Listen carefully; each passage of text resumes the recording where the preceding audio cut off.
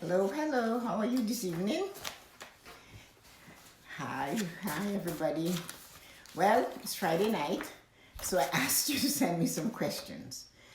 I got questions all based almost on finance.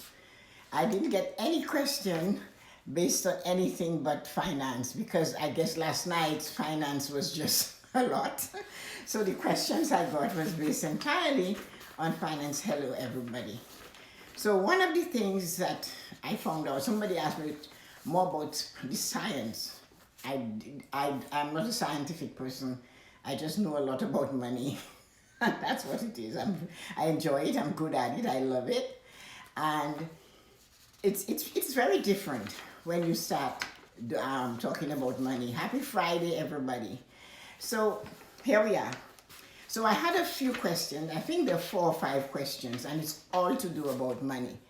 And hi, Drizo. So one of the things, the first one that I wanted to clear out because somebody said to me, what is the difference between a financial planner and a financial coach? So the answer is very simple. What is your favorite scripture to read to share? My favorite scripture to read to share is grant me the serenity to accept the things I cannot change, the courage to change the things I can, and the wisdom to know the difference. So that's my favorite prayer. So a financial coach, for example, gets you to stay healthy, financially healthy. So a financial coach, the difference between a financial planner and a financial coach. A financial coach helps you to stay financially healthy. A financial planner gets you to stay financially wealthy. So there's the difference. The financial coach gets you to stay financially healthy. And the financial planner gets you to stay financially wealthy. There are 2 different jobs. There are lots of work.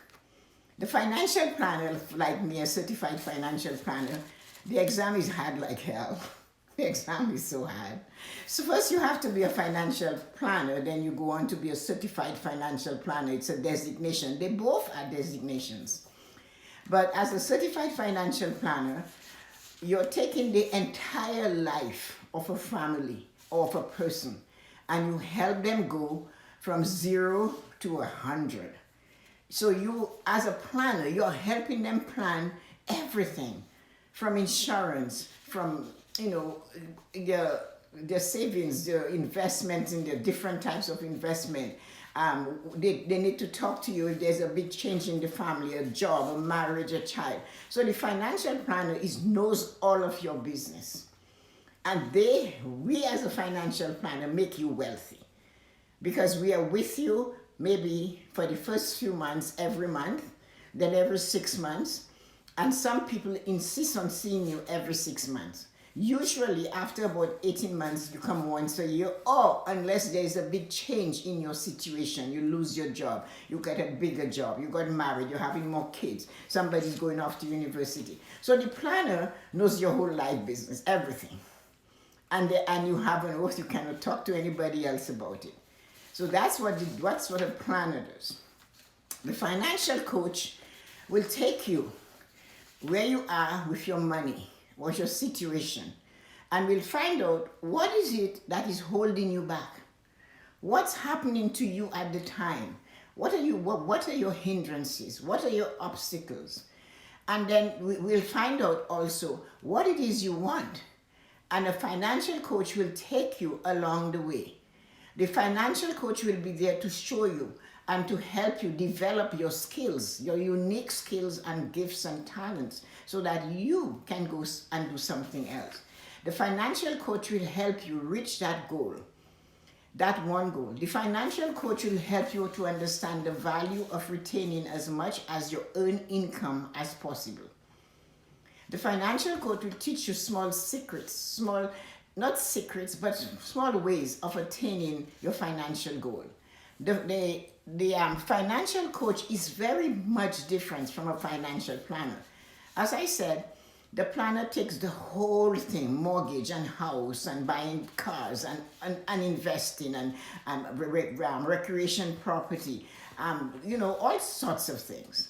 But the financial coach will enable you to develop unique skills and talents. What is your gift? What can you use to make more money? How can you manage this thing? How can you manage this thing called debt? What are you good at? Why don't you use that?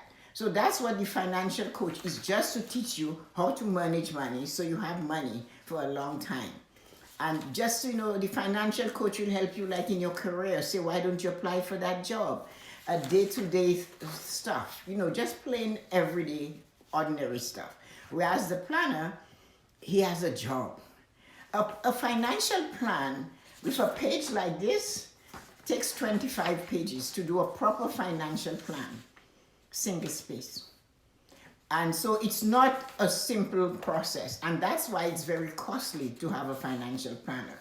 They do a lot of work. So the life coach is different, and the planner has to work hard for their money. Then there was one person with a bunch of questions.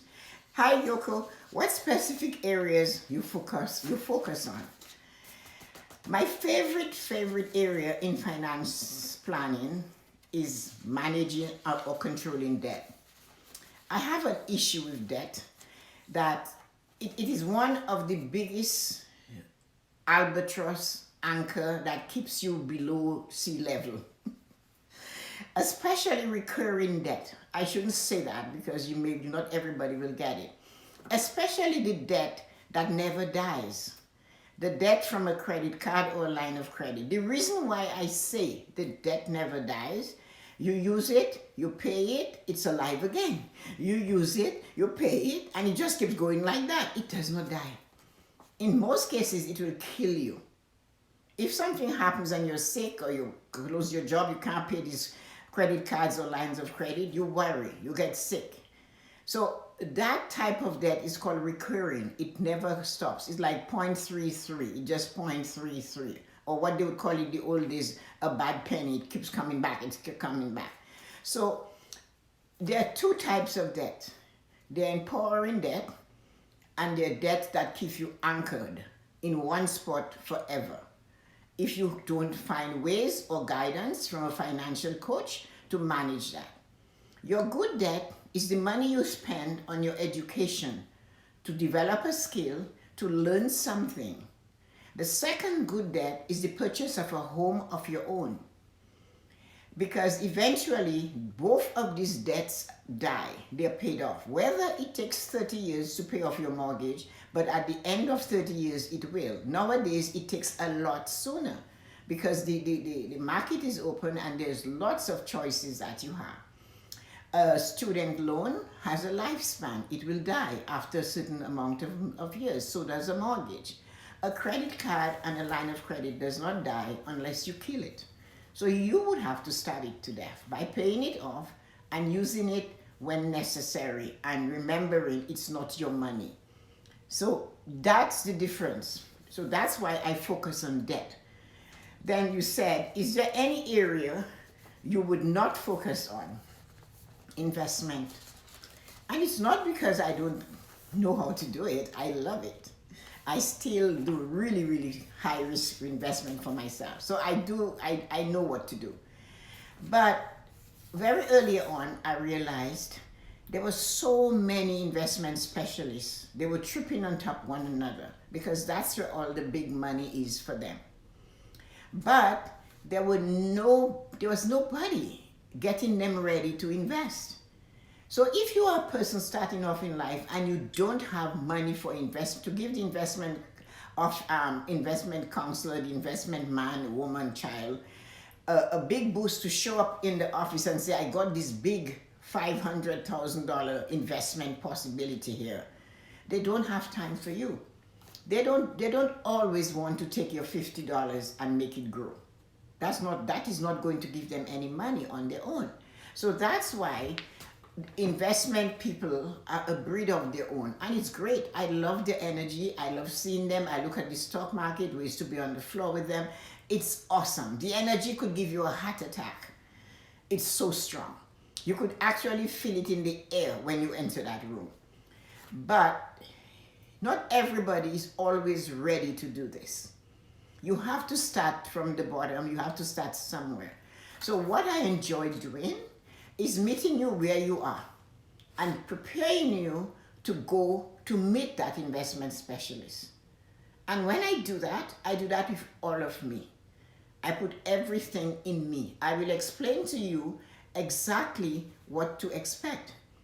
I will encourage you to realize when you sit in front of an investment specialist, you need to have a notebook. You need to tell them, I will be taking notes of what you're saying. The minute you say that, their attitude, their body language, they will be different. Because now they know you have something you can say, well, you told me on May 10, 2020 that I would do this. So they're going to be careful. That is not disarming them. That is educating you. My job is to enlighten you and educate you. I prepare you to invest. That is just one thing that I do.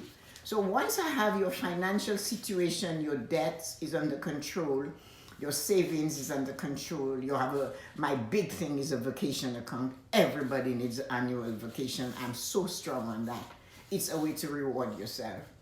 Then your emergency account, because as you know, Murphy's Law, if it's going to happen, it's going to happen and happen to you. So your emergency account is like an insurance policy. So when Murphy's Law shows up, the car breaks down, the engine isn't starting, the tire is flat, the furnace broke down, the roof is leaking. That is your insurance policy, your emergency account. So Murphy shows up and you say, hi Murphy, you're covered. I have you covered with a nice smile. So these are the two most important things. So once you have that and you know where you're going, you have a plan, then I will encourage you to start thinking about investing for long term. And that's when I would ask you to go see an investment specialist. I'd prepare you with questions.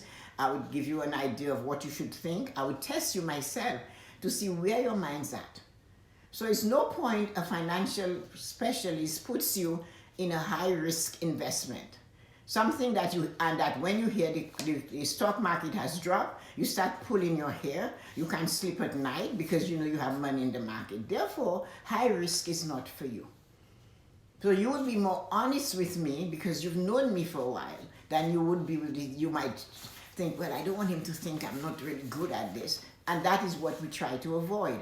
So I prepare you to go there and work with that investment specialist. So that's why I don't do it. I just prepare you to go on the journey with them. So that's the area I don't really touch. I prepare you, but I don't invest for you. That one is how many clients have you work with during other time? Which time? Oh, I don't know. Besides breaking all of TD Canada Trust laws and rules to help clients, maybe thousands and thousands, working early, leaving late, helping clients find their stuff. I don't know, thousands and thousands. I just do it.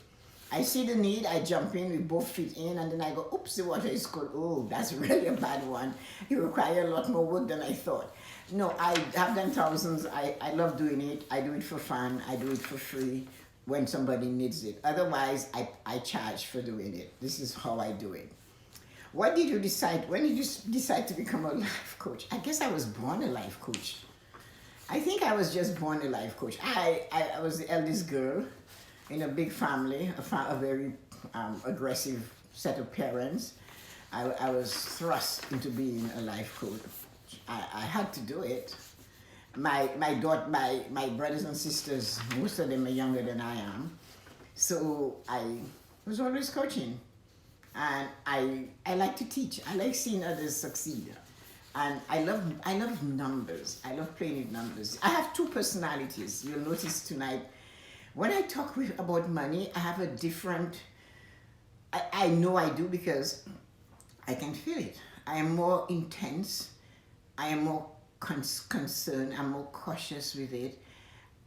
I see it before you see it. The numbers are quick for me.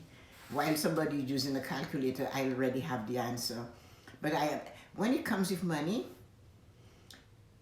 I'm serious about it, and because I'm so serious about it, I transfer it in my behavior and my attitude towards you. It's nothing like the morning blessing where I'm pumped and it's a different, a different energy. It really is, and I can feel it. So, a life coach does everything though. A life coach is a different kind of person. A life coach is not like a financial coach only. They cover everything. A life coach will look at you and see where you're going wrong. A life coach will talk to you about how you talk. A life coach will help you to see where you are and encourage you to continue doing what is great for you. A life coach will look at your life, not as deeply as a financial planner, but they will look at your finances, they look at your choices that you're making and the decisions that you're making, and reminding you that the choices and decisions you make today determines the life you live tomorrow. So that is one of the things that rests very heavily with me, is that every time we make a financial or a life decision, it's affecting us, it just affects us. We take it with us wherever we go. So that's why you have to be very concerned about the choices and decisions you make every day. So the life coach is here to remind you of these choices that you're making, and they would help you to set your goals, help you to improve on the skills you have, the gifts you have, how to use it, help you to make good decisions by asking you questions about your decision making. Why did you do that? Not what were you thinking, but what was your thought at? What was your emotion level at the time you made that choice? They'll tell you what happens with a performance, your performance review. Look at it. How you think you're going. This is what you did well, and this is what you're not doing so well. So that's what a life coach does. They talk to you about your productivity. How are you doing? What are you doing? So a life coach does that. It's not like a financial coach. So there's the difference. Question. Okay, so we did that. What do you love about coaching the most? About coaching, success. Seeing when, you can do it alone. When I have gotten you to the point where you can do it alone. When you call me and you tell me of your success, or you tell me how much savings you have, you told me that this big goal you were working on, whether it was to buy your first car, or to buy your first home, or to pay for your ring, your wedding ring, or to pay for your wedding, and pay for it. Pay for it in full and have no debt after the wedding ceremony because you planned it. These are the things that I enjoy the most, is hearing the successes, or knowing for sure that I have put enough in you and you were able like a sponge to absorb it sufficiently that I can actually know that if I never see you again, you're still going to be successful. Because you can tell. Once you taste financial success, you want more. Once you taste financial success, you definitely, absolutely must want more. Because like Chris Rock said, it does not make you happy. It does not make you joyous, but it gives you opportunities you wouldn't have if you didn't have that financial level. So like paying off for your wedding in full, like being able to pay the down payment on your house and able to pay the mortgage and all your expenses, going on a vacation. So none of that will bring you happiness or joy. But the ability to succeed at that is what money gives you. So don't expect because you've gotten a lot of money or won the lottery or did that, you're going to be happy. You're going to be joyous. You're going to be, in love with life. No. Money will not do that for you. Money is something you use to get things done that you want to get done. Money cannot do anything. If we stuck $100 bill to a post in the middle of the street and the wind couldn't blow it away or the snow wouldn't melt it away, it would still be there until the post was taken down. The only time that money moves is if something or someone moves it. So money does not move. So we are the one that makes money. Money does not make us. So we can use that money to do the things we want to do. And that's the satisfaction it gives you, nothing else. How to acquire stuff or how to acquire something you want. So I love seeing somebody succeed. I just love success. I don't care what you do. If all you want to do is climb a tree, knock yourself out. I will be there saying, you can do it, you can just don't fall on my head. So that type of thing. So one of the things they ask about, somebody asked, how do you help your client through the professional growth? I have a habit of I can dangle the carrot really well. So I because maybe it's because I have tasted the carrot. I can only teach you what I have gone through and know. So I can dangle the carrot. I can teach you the math and all of that stuff. And I can do all the percentages and all that I can teach you. But the taste of the carrot is unique. So I can teach you through your professional growth what the carrot will be like, what it will taste like when you get to the end. What will happen if you continue with your professional growth and development? What will happen? Some people attain that satisfaction and enjoyment of that, knowing that I can move the carrot and you will come following that carrot. Because once you get it, you will not let it go. So I am quite good at showing you what will happen if you were to take this course or that course, or if you were to practice doing this daily. I have no problem with discipline. If I've decided to do something, I will just do it. And that stems from childhood. You just had to do it. There was not, I cannot do it. I've told you guys that already. So if I want to do something, I'll try. I'll keep trying until I either get help or I succeed on my own. But I'm never afraid to ask for help. I don't care if you think I'm stupid, I'm going to still ask you for help. At the end of the journey though, I will know what to do. So I am good at dangling the carrot in front of you and tell you, if you follow this plan that we have worked together, this is what will happen. So that's how I help you with your professional growth, with your finances.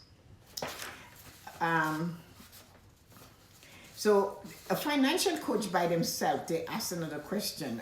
I had to try to put it down so I could say it properly. A financial coach is someone who will help you understand the basic of personal finance.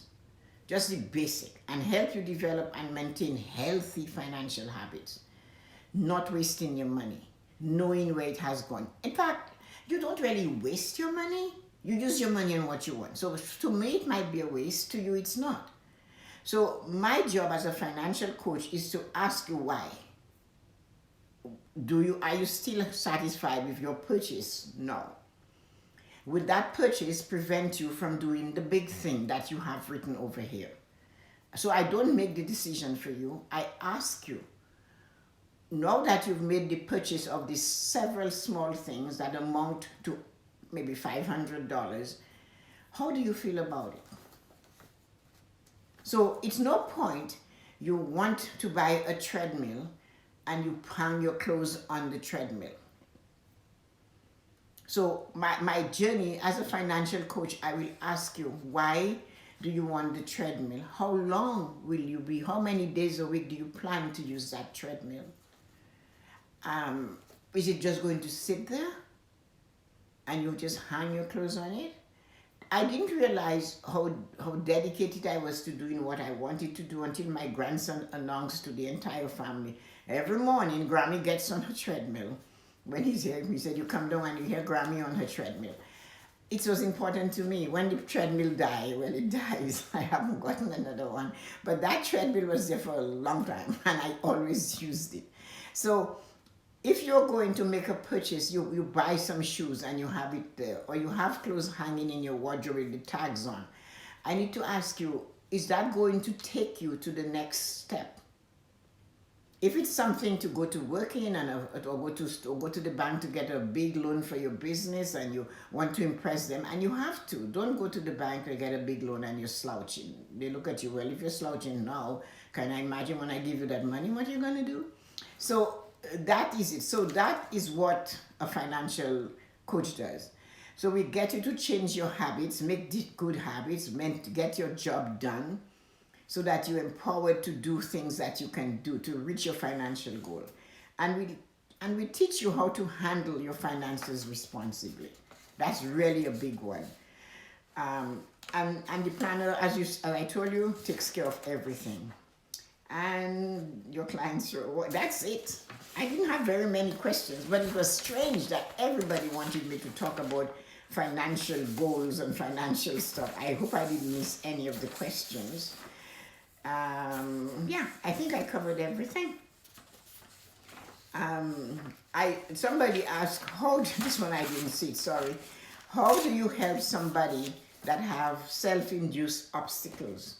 They didn't give me an idea of what a self-induced obstacle was. But this is what my idea of a self-induced obstacle is. Well, my father always worked for minimum wage. So I guess I'm going to work for minimum wage.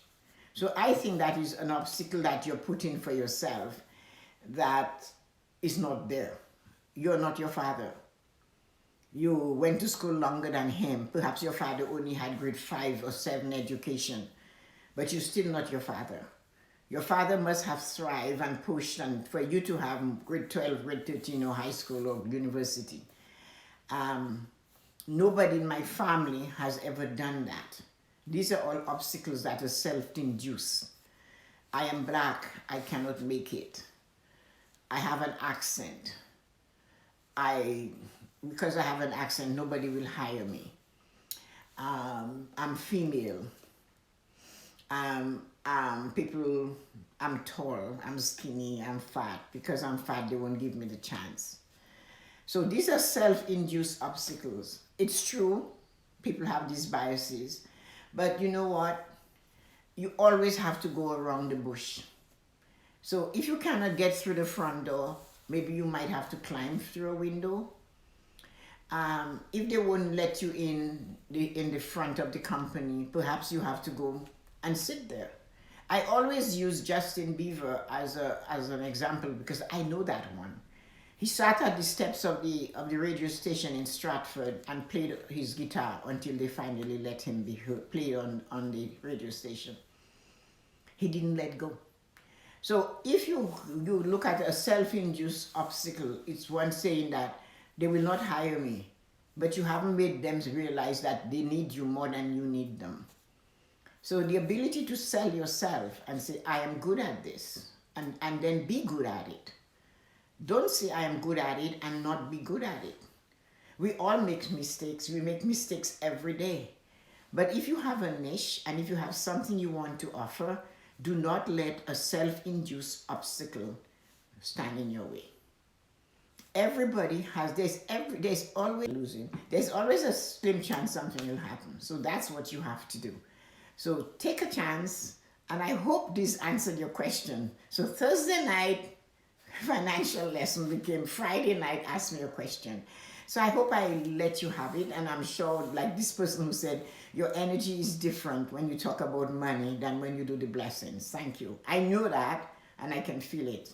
And I really appreciate somebody else recognizing that.